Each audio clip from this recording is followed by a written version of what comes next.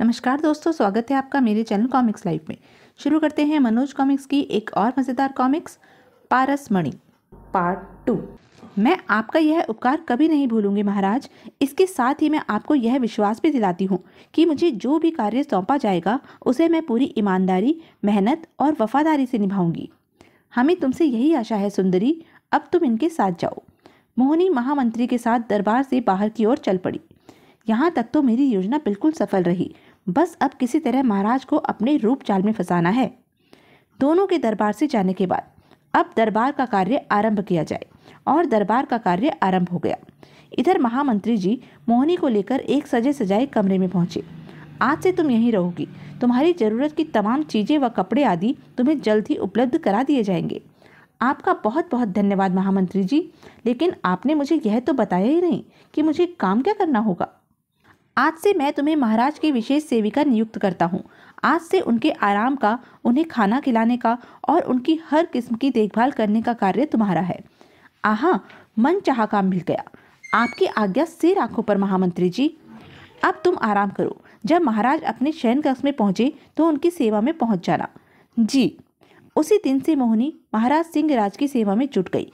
वह उन्हें समय पर खाना खिलाती, समय पर वस्त्र आदि पहनाती, महाराज के सोने से पहले उनके बिस्तर पर नया बिछौना बिछाती, उस पर सुगंधित इत्र आदि छिड़कती, और जब महाराज आराम करते तो उन्हें पंखा झलती, तथा रोज रात को जब महाराज गहरी नींद में सो जाते तो वह काफी रात गए उनके पैर दबाती रहती। कुछ ही दिनों में महाराज उसके काम और रूप रंग पर मुग्ध हो गए। जैसा नाम वैसा रूप, कितनी सेवा करती है ये मेरी, बिल्कुल किसी पत्नी की तरह। तकलीफ का जरा भी एहसास नहीं होने देती। यदि मैं इससे विवाह कर लूं तो शायद दुनिया में मुझ जैसा खुशनसीब व सुखी कोई दूसरा ना होगा। यही है मेरी पत्नी बनने योग्य। और एक दिन सिंहराज ने मौका देखकर अपने दिल की बात मोहिनी से कह दी। सुनो मोहिनी, न जाने क्यों तुम मेरे मन को बहुत भा गई हो। क्या तुम मुझसे विवाह करना पसंद करोगी? मैं? आप मुझसे विवाह करेंगे? मुझसे? एक दासी से? अपने आप को दासी मत कहो मोहिनी, तुम तो इतने ही दिनों में मेरे दिल की मलिका बन गई हो। बोलो, क्या तुम मुझसे विवाह करने के लिए तैयार हो? बोलो, जवाब दो। महाराज, भला आपसे कौन युवती विवाह न करना चाहेगी? सुंदर से सुंदर राजकुमारी भी आपके एक इशारे पर अपना सब कुछ न्यौछावर कर देगी। फिर मैं तो एक दासी हूँ, आपके पैरों की ज्योति भी बनने के काबिल नहीं हूँ। किसी राजकुमारी की बात छोड़ो मोहिनी, मैं तुमसे विवाह करने की बात कह रहा हूँ। मुझे हाँ या ना में जवाब दो। महाराज, मैं भला आपको ना कैसे कर सकती हूँ? मैं तो आपको पति के रूप में पाकर धन्य हो जाऊंगी। आपका मिलना तो मेरे लिए ईश्वर के मिलने जैसा होगा। लेकिन आप एक बार फिर सोच लीजिए, मेरे साथ विवाह कर आप सुखी नहीं हो पाएंगे। आपके दरबारी, मंत्री व अधिकारी ही नहीं बल्कि समाज भी आपका उपहास उड़ाएगा। सोचिए, तब आपकी क्या प्रतिष्ठा रह जाएगी। मुझे किसी के उपहास या आलोचना की कोई चिंता नहीं। मैं अपनी जिंदगी का स्वयं मालिक हूँ। जिस तरह चाहे जी सकता हूँ, जिससे चाहे विवाह कर सकता हूँ। बस तुम एक बार हाँ कर दो। तब मेरी तरफ से हाँ है महाराज। यह दासी हमेशा आपके चरणों में पड़ी रहा करेगी। आहा, तुम कितनी अच्छी हो मोहिनी। मैं कल ही राज पंडित से मिलकर विवाह का मुहूर्त निकलवाता हूँ। मायाविनी के रूप का जादू पूरी तरह महाराज के सिर पर चढ़ चुका था। अगले ही दिन सिंहराज ने राज पंडित को बुलाया और उन्हें सारी बात बता दी। यह आप क्या कह रहे हैं महाराज? आप एक सेविका से विवाह करेंगे जिसके न घर का अता पता है, न जात और धर्म का। पता नहीं किस कुल से संबंध रखती है वह। पंडित जी, मुझे न जात पात से कुछ लेना है, ना ही धर्म से। मैं तो इतना जानता हूँ कि वह हमारी आपकी तरह ही एक इंसान है और नेक दिल है। वह सर्वगुण संपन्न युवती हर दृष्टिकोण से मेरी पत्नी बनने योग्य है। आप विवाह की शुभ तिथि निकालिए। लेकिन राजन, लेकिन वेकिन कुछ नहीं पंडित जी। मैंने आपको विवाह की तिथि निकालने के लिए बुलवाया है, सलाह लेने के लिए नहीं। आप अपना कार्य कीजिए और जल्दी से कोई तिथि निकालिए। जैसी आपकी आज्ञा महाराज। पता नहीं महाराज की बुद्धि को अचानक क्या हो गया है, वरना वे इतने अज्ञानी और तेज तर्रार तो नहीं थे। अब तो ईश्वर ही मालिक है, मुझे तो हुक्म मानना ही होगा। अपना हिसाब किताब लगाने के बाद, महाराज, मैंने सारी गणना कर ली है, लेकिन इस मुंह से क्या कहूँ। इस माह तो क्या, पूरे वर्ष और आगे आने वाले कई वर्षों में भी कोई दिन उस युवती के साथ विवाह करने के लिए शुभ नहीं है। क्या बकते हैं आप? मैं ठीक ही कह रहा हूँ महाराज। आपके नक्षत्र में उसके साथ विवाह करना नहीं, बल्कि त नाम की किसी दूसरी लड़की के साथ होना लिखा है। मोहिनी आपके लिए किसी भी अवस्था में शुभ साबित नहीं होगी। यही नहीं, बल्कि मेरी गणना तो यहाँ तक कहती है कि जिससे आप शादी करना चाहते हैं वह कोई दुष्ट शक्ति है। खामोश! मैंने जो कहना था कह दिया महाराज, आगे आपकी इच्छा पर निर्भर है। तो ठीक है, मुझे किसी तिथि की जरूरत नहीं, मैं कल ही मोहिनी से विवाह कर लूंगा, लेकिन आप इसी समय मेरी नजरों से दूर हो जाइए। जैसी महाराज की आज्ञा। राज पंडित के जाने के बाद सिंहराज ने महामंत्री को बुलवाया। महामंत्री जी, हम कल ही मोहिनी के साथ विवाह करना चाहते हैं। आप विवाह की तैयारियां करवाइए और प्रजा में भी ढिंडोरा पिटवा दीजिए। यह आप क्या कह रहे हैं महाराज? मोहिनी से विवाह करेंगे, एक दासी से? लोग सुनेंगे तो। आप अपनी जुबान बंद कीजिए और जैसा हमने कहा है वैसा ही कीजिए। लोग क्या कहते हैं इसकी हमें कोई परवाह नहीं, अपना भला बुरा हम स्वयं सोचेंगे। ठीक है महाराज, जैसा आप उचित समझें करें।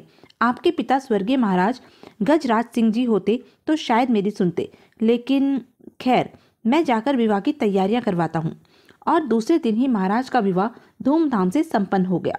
आहा, आज मैं कितनी खुश हूँ। प्रिय, आज से तुम हमारी हो और हम तुम्हारे। वायदा करो दुख सुख में हमेशा हमारा साथ दोगी और हमेशा हमारा मनोबल बढ़ाती रहोगी। मैं वायदा करती हूँ मेरे देवता। माँ चंडाली के कहे अनुसार मैंने राजकुमार सिंहराज से विवाह कर लिया। अब दुनिया की कोई शक्ति मेरा कुछ नहीं बिगाड़ सकती। अब मैं जो चाहूंगी करूंगी। हा हा हा। उधर दूर जंगल में अन्य एक पवित्र स्थान पर। यह आप क्या कह रहे हैं गुरुदेव? जादूगरनी मायाविनी ने मोहिनी रूप धारण करके इंद्रपुत्र सिंहराज से विवाह कर लिया और कोई भी इस विवाह को नहीं रोक पाया। हाँ शिष्य, ऐसा ही हुआ है और ऐसा होना ही था। जो श्राप उसे देवलोक में मिला था उसके तहत ही इस जिंदगी में उसे यह सजा मिल रही है कि वह एक नीच औरत के साथ अपना गृहस्थ जीवन चलाएगा।